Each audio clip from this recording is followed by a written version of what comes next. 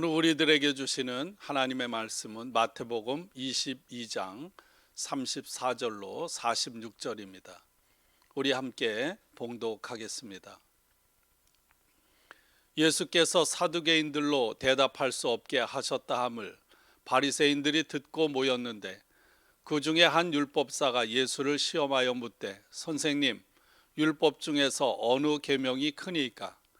예수께서 이르시되 내 마음을 다하고 목숨을 다하고 뜻을 다하여 주 너의 하나님을 사랑하라 하셨으니 이것이 크고 첫째 되는 계명이요 둘째도 그와 같으니 내 이웃을 내 자신과 같이 사랑하라 하셨으니 이 두 계명이 온 율법과 선지자의 강령이니라. 바리새인들이 모였을 때 예수께서 그들에게 물으시되 너희는 그리스도에 대하여 어떻게 생각하느냐? 누구의 자손이냐? 대답하되 다윗의 자손이니이다.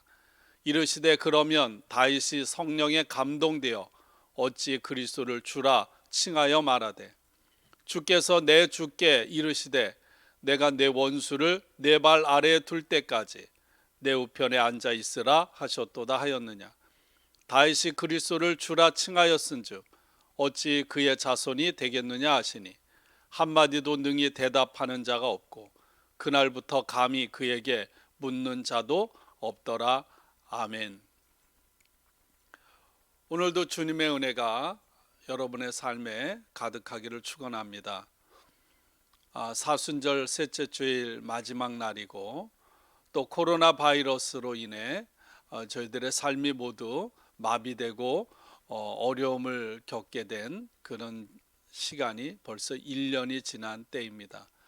지금까지 살아있게 하신 하나님께 감사드리고 또한 하나님께서 우리의 가는 길, 앞서가는 길 하나님 알 수 없지만 하나님 여호와 이레로 저와 여러분의 삶에 인도하시고 예비하시는 은혜가 있기를 주님의 이름으로 축원합니다. 부활에 관해 논쟁을 함으로 예수님을 시험에 빠뜨리려고 했던 사두개인들의 입을 꽉 다물게 만드셨습니다. 그런데 이번에는 바리새인들이 예수님을 고소할 꼬투리를 찾으려고 몰려왔습니다. 바리새인들은 특별히 하나님의 말씀을 현실적인 문제와 시대적인 변화에 따라 백성들에게 적절하게 율법을 해석해 주기 위해서 힘을 썼던 사람들입니다. 정말 좋은 사람들이죠. 그런데 바리새인들은 말씀을 적절하게 상황에 맞도록 해석해 놓은 장로들의 유전을 하나님의 말씀보다 더 중요하게 여겼습니다.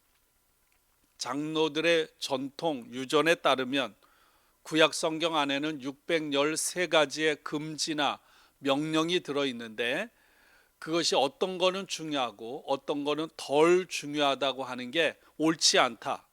왜? 하나님의 계명은 모두가 다 중요한 것이다. 이렇게 생각하고 믿었습니다.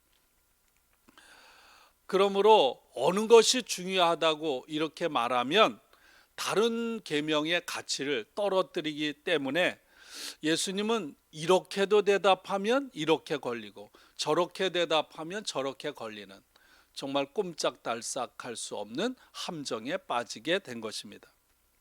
바리새인들 중에 한 율법사가 율법에 나오는 613가지의 계명 중에서 무엇이 가장 큰지를 물었습니다. 그러자 예수님께서 대답하셨습니다. 바리새인들은 예수님의 말씀에 동의할 수밖에 없었어요. 왜냐하면 예수님께서 말씀하신 계명은 유대인들이 단순하게 지켜야 하는 여러 가지 일 중에 하나가 아니라 매일 매순간 삶 속에서 드리는 기도였고 부인할 수 없는 것이었기 때문입니다. 그렇다면 여러분, 바리새인들을 비롯한 유대인들이 이 계명을 실제적으로 그대로 준수하며 살았을까? 우리는 이렇게 물을 수밖에 없습니다. 마태복음 15장에 예수님께서는 바리새인들을 공격하면서 장로들의 유전에 대해서 말씀하셨습니다. 이 백성이 입술로는 나를 공경하되 마음은 내게서 멀도다. 사람의 계명으로 교훈을 삼아 가르치니 나를 헛되이 경배하는도다. 이사야 선지자의 말씀을 인용해서 바리새인들을 책망하신 것입니다. 무엇보다도 올바른 말과 올바른 행동을 하기 위해서는 마음이 먼저 새로워져야 한다는 말씀입니다. 예수님은 또한 산상수훈을 통해서 사람들의 외적으로 드러나는 행동이 올바른 어떤 기준에 부합되는 정도가 아니라 아예 우리 마음 깊은 곳에서부터 새로워져야 한다, 이렇게 분명하게 말씀하셨습니다. 예수님께서는 하나님을 사랑하고 그리고 이웃을 너 자신처럼 서로 사랑하라고 말씀하셨습니다. 여러분, 이 예수님의 말씀은 우리의 의지와 결단과 노력으로 예수님의 명령에 순종해서 되지 않습니다. 예수님께서 가르쳐 주신 말씀에 따르는 새로운 삶의 방식으로 우리를 초대하는 거예요. 우리에게 주시는 약속입니다. 우리의 죄를 위해 십자가에 죽으셨다가 부활하신 예수님을 믿는 믿음의 눈으로 바라보라는 거예요. 믿음의 삶을 살아가라는 것입니다. 십자가를 통해 감당할 수 없는 사랑을 입은 우리들에게 있어서 첫째 되고 가장 중요한 일이 뭡니까? 하나님을 온전히 사랑하는 것입니다. 예수님은 그것이 가장 큰 계명이고 우리의 삶에 가장 우선되어야 할 것이라고 말씀하셨어요. 하나님을 사랑하는 일, 하나님과 친밀함을 유지하는 일이 내가 하나님을 위해 무엇인가를 하고 하나님을 섬기는 것보다 더 우선되어야 한다는 말씀입니다. 예수님께서는 또한 내 이웃을 사랑하라 라고 말씀하셨어요. 이 계명도, 둘째인 이 계명도 첫째 것과 같다고 말씀하시면서 둘째 계명이라고 말씀하셨습니다. 다시 말하면 내 이웃을 내 몸과 같이 사랑하라는 계명은 첫 계명과 같아요. 첫 계명, 하나님을 사랑하는, 마음을 다하고 뜻을 다하고 힘을 다하여 하나님을 사랑하는 것과 같고 하나님을 사랑하는 것에 거의 근접하지만 그럼에도 불구하고 둘째라는 거예요. 여러분, 그렇죠? 둘째는 첫째가 될 수가 없습니다. 십자가의 사랑, 갚을 수 없는 사랑과 은혜를 입은 저희들이 우리가 하나님께 드리는 사랑, 거기에 먼저 관심을 둘 때 여러분, 둘째 계명을 수행할 영적인 힘도 하나님께로부터 부여받게 되는 줄로 믿습니다. 우선순위가 바뀌어서 하나님을 사랑하는 것보다 이웃을 더 사랑하는 일에 초점을 둔다면 여러분, 처음에는 괜찮을지 몰라도 얼마 못 가서 지치고 말 것입니다. 그러므로 우리가 지치거나 무너지지 않기 위해서는 계속해서 처음으로 돌아가야 되죠. 처음 사랑으로 돌아가야 하는 것입니다. 성경은 우리가 사람들 앞에서는 물론 주님 앞에서 내가 누구인지에 대한 정체성을 확고하게 해줍니다. 여러분, 이 말씀을 들으시기 바랍니다. 하나님 앞에서 우리는 누구인가? 하나님의 일을 감당하는 일꾼이 아니라 하나님의 사랑받는 자, 하나님의 연인인 줄로 믿습니다. 하나님의 감당할 수 없는 사랑을 입은 사람, 그러기에 우리는 온 마음으로 하나님을 사랑하는 하나님의 연인이 되어야 하는 거예요.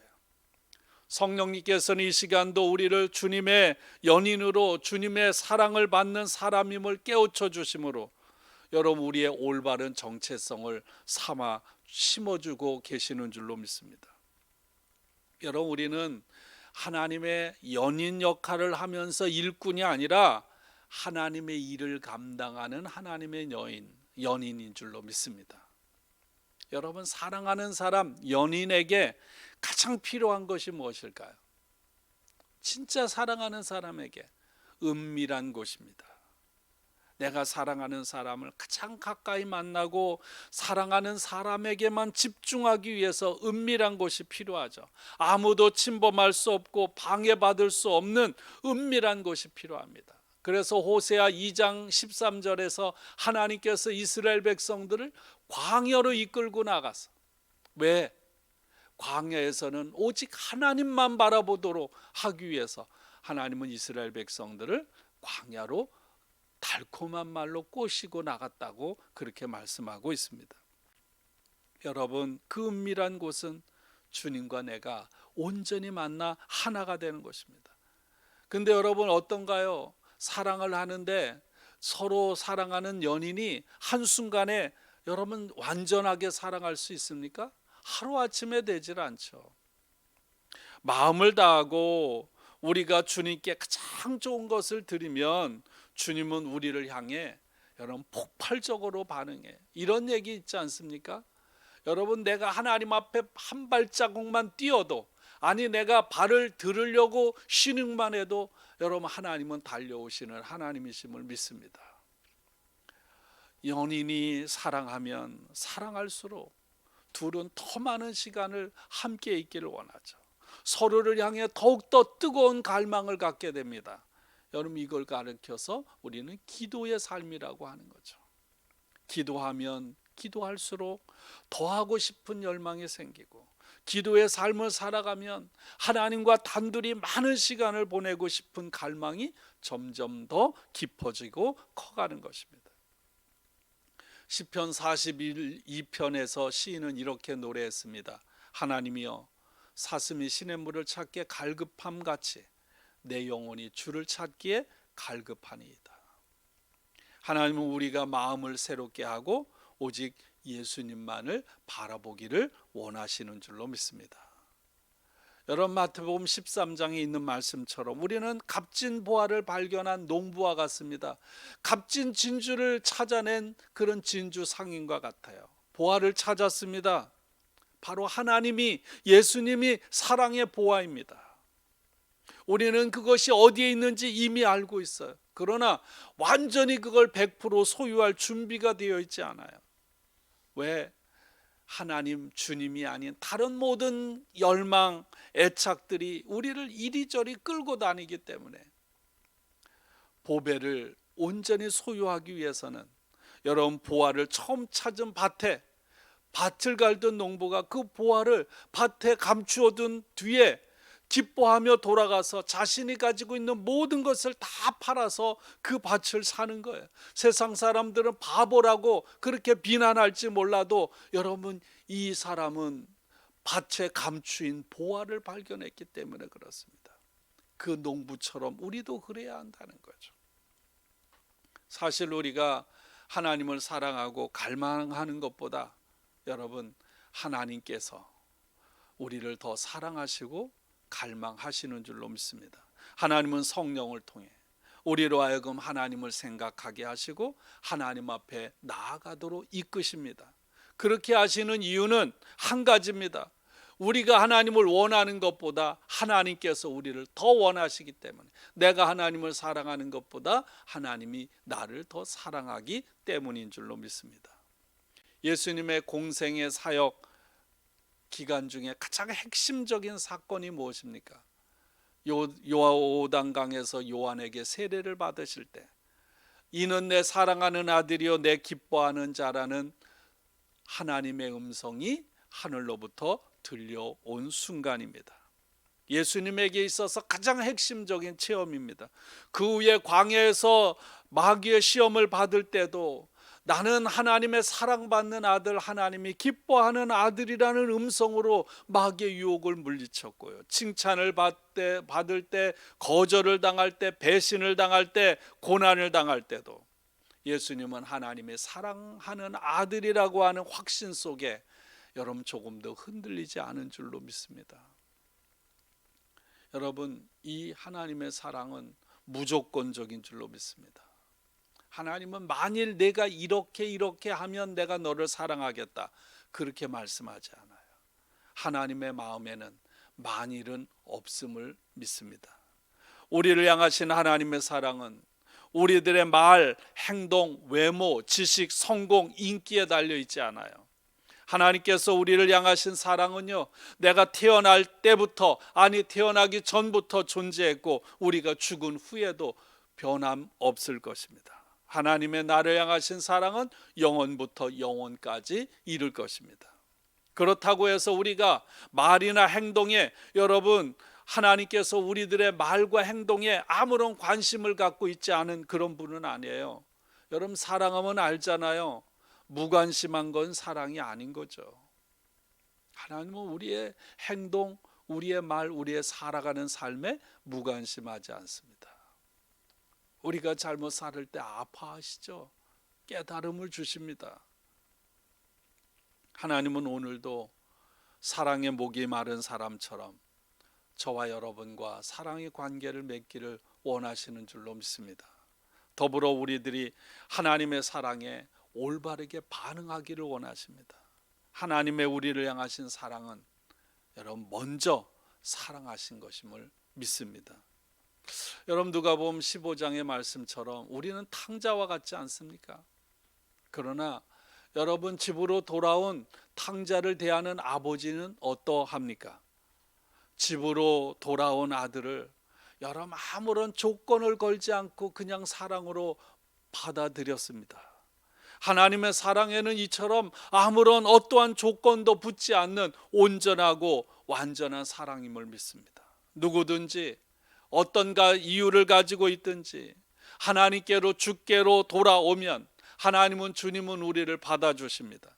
하나님은 우리가 집으로 돌아온 것만으로도 기뻐하십니다. 집에 왔다는 이유만으로도 여러분 우리의 삶에 탕자에게 여러분 좋은 옷을 입히고 끌어안고 입을 맞추고 가락지를 끼우고 잔치를 벌어주신 것처럼 하나님은 그렇게 하시는 하나님이심을 믿습니다. 주님께서 에베소 교회에게 하신 말씀, 오늘도 주님은 우리에게 말씀하심을 믿습니다. 계시록 2장 4절에 처음 사랑으로 돌아오라는 거예요. 주님은 우리가 한 가지를 구하는 사람, 주님의 얼굴만을 열정적으로 쫓고 사모하는 사람이 되기를 원하시는 줄로 믿습니다. 제가 가장 좋아하는 사람 중에 한 사람은 야곱이에요. 그는 수많은 흠이 많은 그런 결점이 많은 사람이었음에도 불구하고 야곱의 특징은 하나님의 축복하심을 온전히 붙잡고 따른 사람입니다. 한 가지 하나님의 축복을 위해서라면 모든 것을 다 할 수 있었습니다. 그리고 결국 그는 하나님을 만남으로 자신의 힘의 근원이 깨지는 사라지는 아픔을 겪었지만 하나님의 축복을 받은 사람이 되었습니다. 다윗 또한 하나님의 얼굴만을 구했어요. 시편 27편 내가 여호와께 바라는 한 가지 일 그것을 구하리니 곧 내가 내 평생에 여호와의 집에 살면서 여호와의 아름다움을 바라보며 그의 성전에서 사모하는 그것이라. 여러분, 우리들에게도 하나님께서 교회를 주셨고 교회를 리모델링 할 수 있는 은혜와 복을 주셨어요. 오늘 교회를 향한 더 나가서 보이지 않는 주님 하나님을 향한 마음이 오늘 다윗과 같기를 주님의 이름으로 축원합니다. 사도 바울 또한 다메섹에서 자신이 핍박하던 부활하신 예수님을 만난 후 오직 한 분 예수님이 전부인 삶을 살아갔습니다. 그리고 그리스도 예수 안에서 하나님이 위에서 부르신 부름의 상을 위하여 오직 한 길, 그 길을 쫓아가는 삶을 살았습니다. 베다니의 마리아는 어떻습니까? 예수님께서 말씀하신 다른 한 가지, 예수님 발치에 앉아 말씀을 듣고 주님의 얼굴을 바라보고 주님을 사모하는 일에 온 힘을 쏟았습니다. 이렇게 여러분 야곱, 다윗, 사도 바울, 마리아 이들에게 가장 우선인 첫 번째 계명, 하나님을 사랑하는 일, 하나님과 사랑의 관계를 맺는 일이 이들에게 전부였음을 믿습니다. 여러분, 오늘도 사탄은 우리로 하여금 이 오직 한 가지 일을 추구하지 못하도록 수단과 방법을 동원해서 우리를 뒤흔들어 놓습니다. 우리로 하여금 주님을 마음을 다해 사랑하지 못하도록 온갖 일들을 뒤틀어 놓고 바쁘고 분주하게 만들어요. 왜냐하면 우리가 오직 한 가지 하나님을 사모하고 주님을 사랑하는 일, 주님을 향한 불타는 열정을 가지면 그것이 사탄에게 가장 치명적인 일이 될 것이기 때문에 그렇죠. 여러분, 온전히 열정적으로 하나님을 사랑하고 주님을 사랑하는 사람은 여러분, 그 어떤 영적인 권세, 사탄의 권세도 깨트리는 능력이 주어지게 될 줄로 믿습니다. 하나님은 어떤 하나님입니까? 하나님은 질투하시는 하나님. 여러분, 사랑하면 사랑하는 사람이 나만을 사랑하기를 원하는 거예요.